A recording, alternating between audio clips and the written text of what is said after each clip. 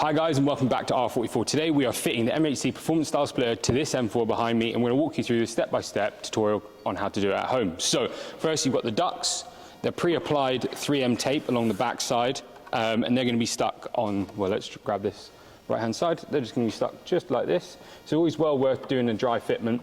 They will have a tab on the back, so we're going to get underneath the car, release some of the parts and walk you through the 10mm socket. We're going to remove this fixing, and this will allow parts to fall under. You can also remove this just to allow easier access, and that'll be good for now. You're going to be adhering the front ducts onto the bodywork. We need to use these primers, so in the box there will be a primer, and this just promotes the adhesive and gets it to adhere better. So just swipe it across all areas. Recommend that you go across the ducts first with a wet cloth just to remove any debris, but do that along the surfaces.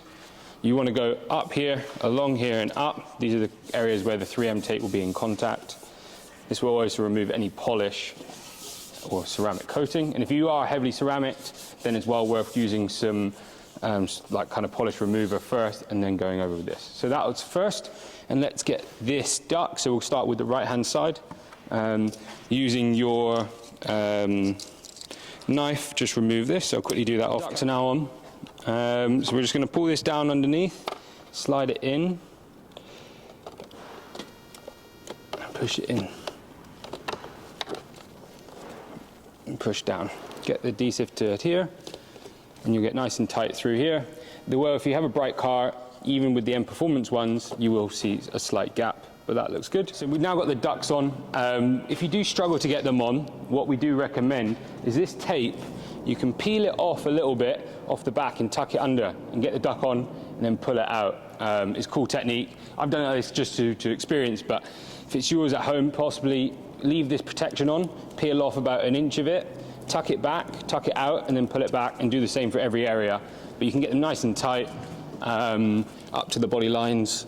And now we want to get the splitter.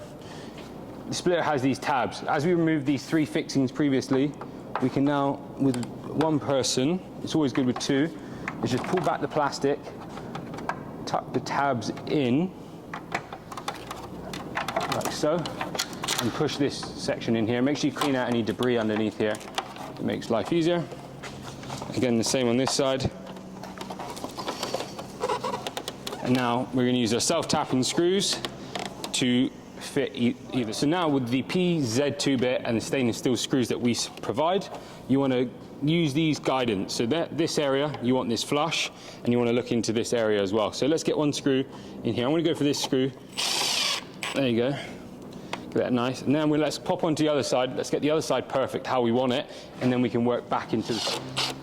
All right, so that's now, we've got that flush on that edge, flush down there. Let's check the other side, make sure we're 100% happy. Yeah, so again, that is the same, nice and flush. We're now going to go through and put all the screws in. So I'm using the 19mm screws going in. I'm going to go in for this one, right on the edge there. Just make sure you don't need to torque them up too much. You can always put them in slightly and then go back in with your screwdriver and just hand tighten them. That's it. These are stainless steel as well, so they shouldn't rust. To go through there.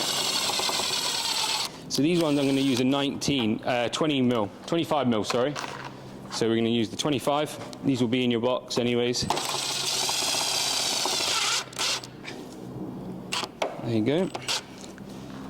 Don't over torque this, because if you over torque this screw, it's going to pull the carbon and it's going to crack along the join line. So the second you over torque it, you're causing yourself issues. So again, use the 25s.